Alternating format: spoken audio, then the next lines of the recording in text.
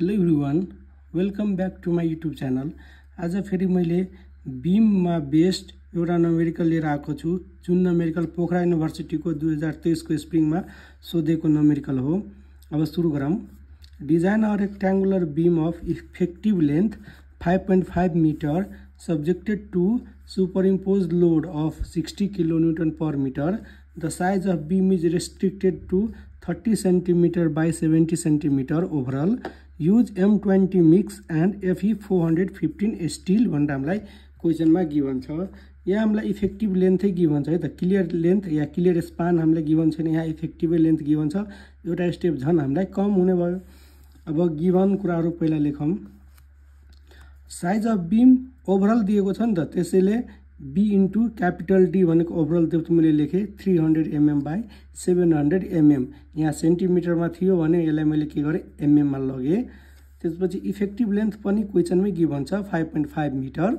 Live load 60 kN, जुन super impose load छ होइन, या super impose load of 60 kN, त्यही यहाँ सुपर इम्पोज लोडलाई लाइभ लोड पनि भनिन्छ है त। त्यो 60 kN भइहाल्यो पर मिटर। अब ग्रेड अफ कन्क्रिट क्वेसनमा M20 गिभन छ, त्यही भएर क्यारेक्टरिस्टिक स्ट्रेन्थ 20 Nm² भइहाल्यो। र grade of steel Fe 415 given छ, त्यही भएर FY को भ्यालु 450 Nm² भइहाल्यो। अब पहिला जस्तै होइन, योभन्दा पहिला एउटा नमेरिकल मैले अपलोड गरिसकेको छु, त्यो नमेरिकल पनि हेर्नु होला। अब स्टेप 1 मा इफेक्टिभ डेप्थ अफ बीम निकाल्नु पर्यो। इफेक्टिभ डेप्थ भनेको के हुन्छ, हाम्रो overall depth minus effective cover हुन्छ। ओभरअल डेप्थ क्वेसनमा 700 mm गिभन छ र इफेक्टिभ कभर हामीलाई गिभन छैन, त्यही भएर मैले के मानिदिएँ, assume D dash effective cover भनेको मैले 50 mm मानिदिएँ। र इफेक्टिभ कभर भनेको हाम्रो क्लियर कभर प्लस त्यो डायमिटर अफ जुन बार हुन्छ होइन, त्यो बाई 2 हुन्छ। तर हामीले के गरिदिन्छौँ यहाँ भनेको इफेक्टिभ कभरै हामीले आफैले एज्युम गरिदिन्छौँ 40 mm, 50 mm, 60 mm होइन, जति मन छ त्यति एज्युम गरिदिने। अब स्टेप 2 मा calculation of load and factored load. योभन्दा अघिल्लो क्वेसनमा मैले स्टेप 2 मा इफेक्टिभ स्पान निकालेको थिएँ, तर यो क्वेसनमा हामीलाई इफेक्टिभ स्पान गिभनै छ 5.5 मिटर, त्यही भएर एउटा स्टेप हाम्रो कम हुने भयो। अब स्टेप 2 मा त्यही लोड क्यालकुलेसन गर्ने र फ्याक्टर्ड लोड निकाल्ने। अब लोड क्वेसनमै गिभन छ, live load 60 kN per metre given छ। अब सेल्फ वेट अफ बीम निकाल्नको लागि हामीलाई के गर्नु पर्यो, गामा आरसिसीलाई बी इन्टु ओभरअल डेप्थले मल्टिप्लाई गर्नु पर्यो। यहाँ फेरि इफेक्टिभ डेप्थले मल्टिप्लाई नगर्नु होला। गामा आरसिसी भनेको युनिट वेट 25 हुन्छ। Width of the beam given छ 300 mm गिभन छ, यसलाई मिटरमा लाग्दा 0.3 मिटर भइहाल्यो।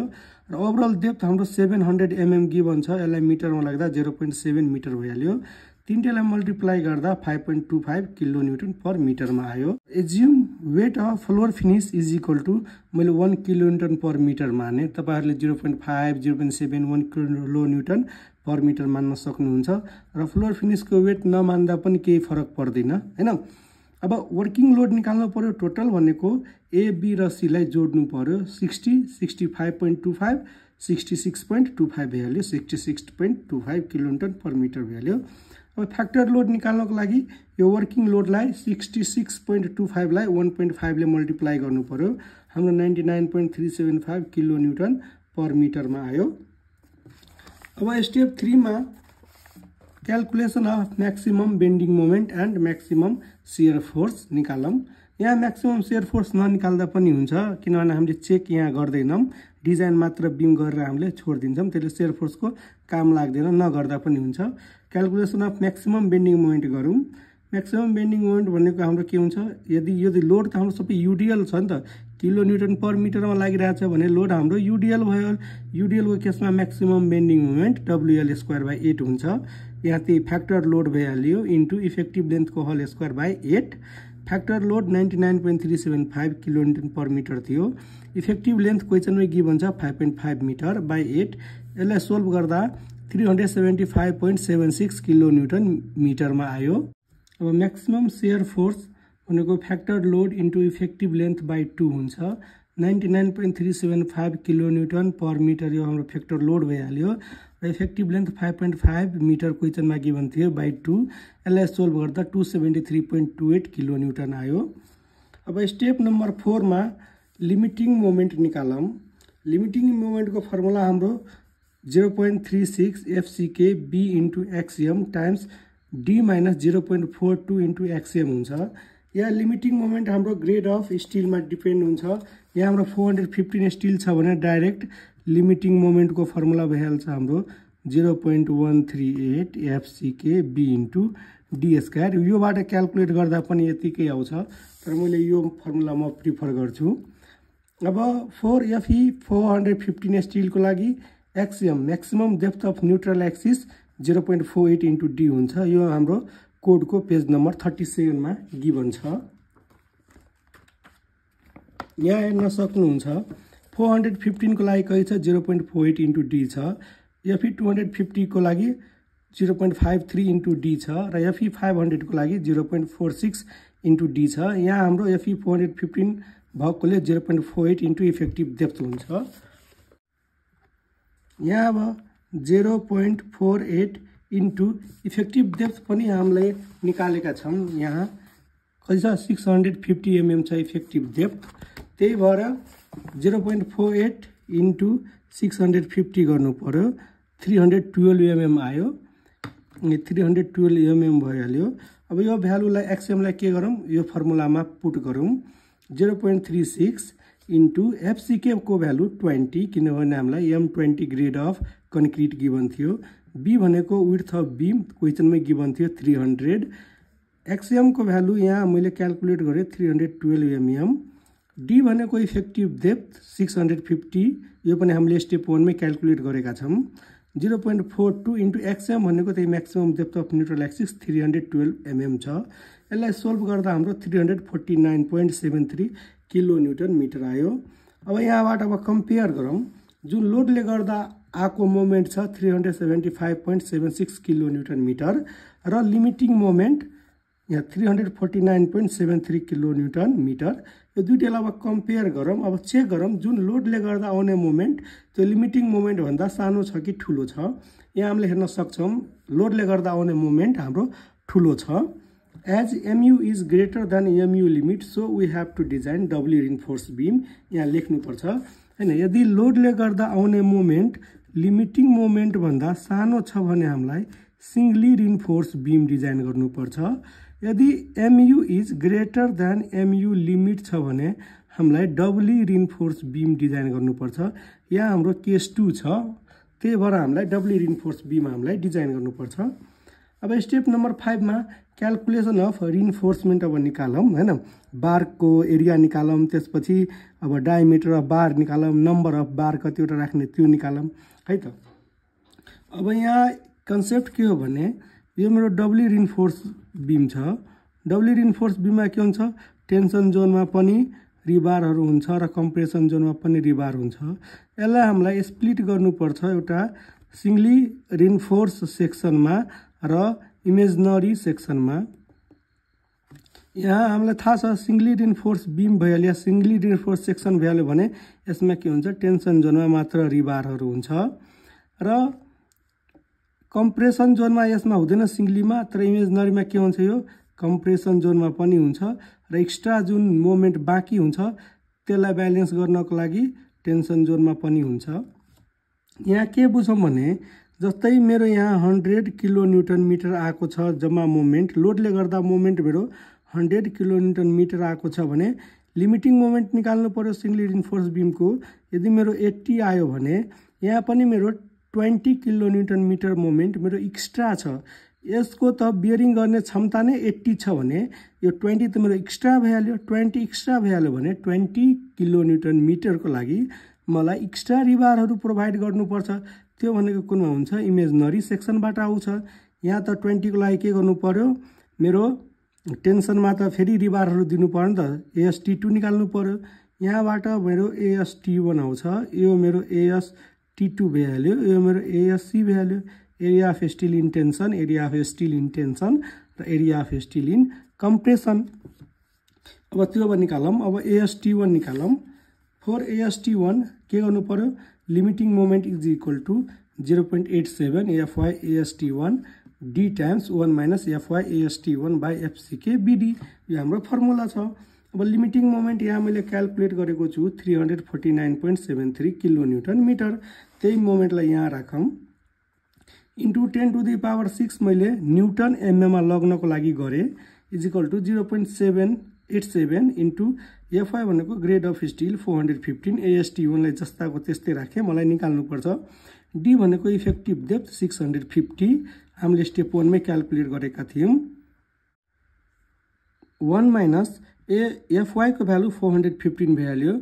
AST1लाई जस्ताको त्यस्तै राखेँ। मलाई निकाल्नुपर्छ एफसीके भनेको ग्रेड अफ कन्क्रिट, बी को value 300 mm width of the beam value, D भनेको इफेक्टिभ डेप्थ 650 भ्याल्यु। यसलाई अब सोल्भ गरौँ 349.73 into 10⁻6 is equal to 0.87 into FY into AST लाई मैले एक्स मैले राखिदिए न इन्टु 650 1 माइनस एफवाई को भ्यालु 415 इन्टु AST लाई मैले एक्स मैले राखिदिए by 20 into 300 into 650 shift calc थिचे एक्स को भ्यालु मैले 1 राखेँ। सोल्भ गर्दा मेरो 1857.29 mm स्क्वायर आयो। 1857.29 mm स्क्वायर आयो। यहाँबाट मेरो AST1 निस्किहाल्यो। अब मेरो त एक्स्ट्रा मोमेन्टहरू पनि छ नि त। यहाँ लोडले गर्दा आउने मोमेन्ट 375.76 छ र लिमिटिङ मेरो कति छ 349.73 मात्रै छ। भनेको मेरो एडिसनल मोमेन्ट कसरी निकाल्ने, लोडले गर्दा आउने मोमेन्टबाट लिमिटिङ मोमेन्ट घटाइदिने। एडिसनल मोमेन्ट MR2 भनेको के हुन्छ, लोडले गर्दा आउने मोमेन्टबाट लिमिटिङ मोमेन्ट घटाउनु पर्छ। लोडले गर्दा आउने मोमेन्ट यहाँ भ्याल्यु लिमिटिङ मोमेन्ट घटाउँदा मेरो कति आयो 26.03 किलो न्युटन मिटर आयो। यसकोबाट के थाहा भयो भने हामीलाई यति मोमेन्टको लागि मलाई एक्स्ट्रा रिबारहरू राख्नुपर्छ। अब 4 अब ASC भनेको area of steel in compression, यो निकाल्नको लागि के छ हाम्रो formula MR2 is equal to additional moment value FSC minus FCC times ASC into D minus T dash हुन्छ।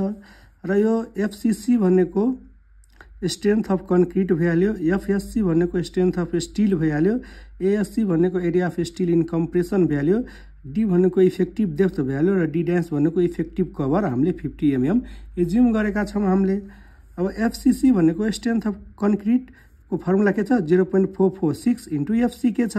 0.446 इन्टु FCK को भ्यालु 20 किनभने हामीलाई 20 M20 grade of concrete given छ। दुईटालाई मल्टिप्लाई गर्दा 8.92 न्युटन पर mm स्क्वायर आइहाल्यो।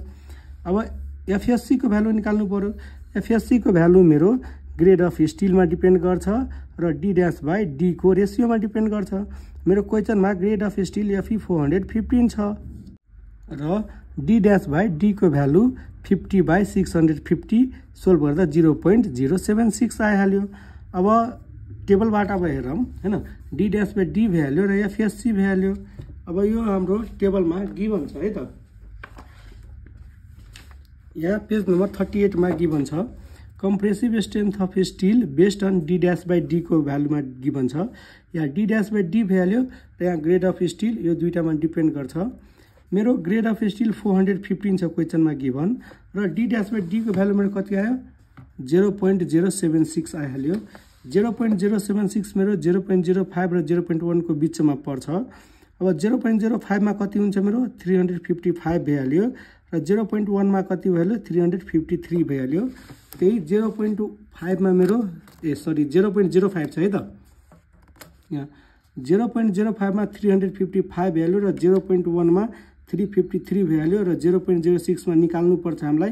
त्यसले मैले FSC भने यसलाई अब इन्टरपोलेसन गर्नुपर्छ। इन्टरपोलेसन गर्न आउँछ होला तपाईहरुलाई, म नभए म ट्रिक भनिदिन्छु। के गर्ने, सेकेन्ड माइनस फर्स्ट गर्ने। 0.076 minus 0.05 by third minus first गर्ने। 0.1 माइनस 0.05 इज इक्वल टु यहाँ पनि त्यही गर्ने हो, second minus first by third minus first गर्ने। यसलाई अब सोल्भ गरौँ 0.076 minus 0.05 by 0.1 minus 0.05 is equal to एफएससीलाई मैले एक्स लेखेँ -355/353 -355 सिफ्ट क्यालकुलेट चाहिँ एक्सको भ्यालु 1 राखेर मैले सोल्भ गरेँ 353.96 आइहाल्यो 353.96 न्युटन पर एमएम स्क्वायर आइहाल्यो। अब यो जुन MR2 छ MR2 इजिकल टु के छ FSc - FCC into ASC D - D dash छ। यहाँबाट मैले एएससी मैले निकाल्यो भने के गर्नुपर्छ MR2 लाई यो दुईटा टर्मले डिभाइड गर्नुपर्छ हैन क्रस मल्टिप्लाई मैले गरिदिएँ। अब MR2 को भ्यालु एडिसनल मोमेन्ट छ हाम्रो क्वेशनमा हामीले निकालेका छौं 26.03 kilo newton metre 26.03 kilo newton मिटरलाई मैले न्युटन एमएम मा लगे त्यसको लागि 10⁶ ले मल्टिप्लाई गरे। एफएससी को भ्यालु यहाँ निकाले 353.96 इन्टरपोलेसन गरेर माइनस एफसीसी को भ्यालु यहाँ मैले निकाले 8.92 डी भनेको इफेक्टिभ डेप्थ स्टेप 1 मा निकालेको थिए डी ड्यास भनेको इफेक्टिभ कभर मैले एज्युम गरेको थिए 50 mm हैन। यसलाई अब सोल्भ गर्दा एएससी रिक्वायर्ड कति आयो 125.73 mm स्क्वायर आइहाल्यो। अब मलाई AST2 चाहियो AST2 को लागि tensile force equal to compressive force गर्न मिल्छ। अब त्यही गरिदिए for AST2 compressive force equal to tensile force compressive force को फर्मुला भइहाल्यो FSC - FCC into ASC equal to tensile force को फर्मुला भइहाल्यो 0.87 FY इन्टु AST2। अब यहाँबाट AST2 मैले निकाल्यो भने के गर्नु पर्यो एफएससी - एफसीसी इन्टु एएससी लाई 0.87 FY ले डिभाइड गर्नु पर्यो। यहाँ डिभाइड गरिदिएँ मैले एफएससी भर्खर अलि पहिला निकालेको हैन इन्टरपोलेसन गरेर 353.96 माइनस एफसीसी भनेको 8.92 निकालेका छौं इन्टु एएससी भनेको भर्खर निकालेको 125.73 हैन। नभए यहाँ म देखाइदिन्छु यहाँ एफसीसी को भ्यालु यहाँ भ्याल्यु 8.92 एफएससी को भ्यालु यहाँ भ्याल्यु 353.96 र एएससी को भ्यालु यहाँ भ्याल्यु 125.73 त्यही त भ्यालु यहाँ रिप्लेस गरेको इन्टु 0.87 एफआई को भ्यालु ग्रेड अफ स्टिल 415 मेरो गिभन छ सोल्भ गर्दा 120.15 आयो एमएम स्क्वायरमा छ 120.15 एमएम स्क्वायरमा छ। अब टोटल एएसटी भनेको के हुन्छ AST1 + AST2 हुन्छ। AST1 निकालेको कति छौं हामीले 1857.29 प्लस AST2 यहाँ 120.15 निकालेको दुईटैलाई जोड्दा 1977.44 mm स्क्वायर भइहाल्यो mm स्क्वायर थियो है त। अब टोटल एएससी रिक्वायर्ड भनेको त्यही एएससी त एउटै छ नि त त्यसको लागि यसको जोड्नु पर्दैन 125.73 mm स्क्वायर भइहाल्यो त्यही भ्यालु मैले यहाँहरुलाई लेखे एएससी रिक्वायर्डमा। अब स्टिल बारहरु क्याल्कुलेट गरौँ। In tension zone provide 28 mm diameter bar यो पहिला नलेख्ने है त यो नलेख्ने सबभन्दा पहिला नम्बर अफ बार लेख्ने is equal to AST required by a nut हुन्छ। एएसटी रिक्वायर्ड मेरो कति छ 1977.44 छ 1977.44 भ्याल्यु बाई ए नट भनेको एउटा बारको एरिया π/4 इन्टु टी स्क्वायर हुन्छ। अब चेक गरौँ यहाँ 1977.44 डिभाइडेड बाई π/4 इन्टु डी भनेको पहिला मैले 12 mm राखेँ भने मेरो कति आयो 17 वटा बारहरु राख्नु पर्यो 17.48 भनेको 18 वटा बारहरु राख्नु पर्यो त्यति राख्न त मिल्दैन नि जम्मा 4 5 6 7 वटा सम्म राख्ने हैन त्यति नराख्ने 12 भ्यालु एकपल्ट मैले 20 को मैले चेक गर्छु 20 मा कति आयो 6.29 आयो मतलब मलाई 7 वटा बार राख्नु पर्छ। अझै मैले बढाइदिन्छु 28 मा मैले चेक गरेँ भने कति हुन्छ 3.21 भ्यालु 3.28 नियरली इक्वल टु 4 वटा बार मैले राख्नु पर्छ त्यही मैले गरे हैन 28 mm त्यसपछि यो सेकेन्डमा यो लाइन लेख्ने क्या प्रोभाइड 28 mm डायमिटर बार पहिला चेक गरिहाल्ने त्यसपछि लेख्ने लेखे। अब सोल्भ गर्दा कति आएको थियो 3.21 आयो यसलाई नियरली इक्वल टु 4 वटा लेख्न मिल्छ। अब त्यसपछि नम्बर अफ बारहरु निकालिहाल्यो भने अब एएसटी प्रोभाइडेड निकाल्नु पर्यो। एएसटी प्रोभाइडेड भनेको मेरो 4 वटा बार छ एउटा बारको एरिया भनेको π/4 इन्टु 28 को स्क्वायर गर्दा यहाँ गरौँ 4 वटा बार छ मेरो एउटा बारको एरिया भनेको π/4 इन्टु 28 को स्क्वायर गर्दा कति आयो या 2463.008 आयो 2463.008 mm स्क्वायर आयो। यो हाम्रो कति छ एएसटी प्रोभाइडेड जहिले पनि एएसटी रिक्वायर्ड भन्दा ठुलो हुनु पर्यो यहाँ ठुलो छ। अब मिनिमम एरिया अफ स्टिल निकालौँ। मिनिमम एरिया अफ स्टिल भनेको 0.85 BD/FY हुन्छ 0.85 width of the beam 300 mm क्वेशनमा गिभन छ। इफेक्टिभ डेप्थ हामीले स्टेप 1 मा निकालेका थियौं 650 बाई एफवाई को भ्यालु 415 हुन्छ। ग्रेड अफ स्टिल हाम्रो 415 छ। यो तीनटेलाई यसलाई अब सोल्भ गर्दा 399.39 mm² आयो। यो के छ मिनिमम एएसटी छ भने के हुनु पर्यो प्रोभाइडेड भन्दा कम अब हुनु पर्यो। तिम्रो प्रोभाइडेड भन्दा कम छ। अब म्याक्सिमम एएसटी निकाल्नु पर्यो।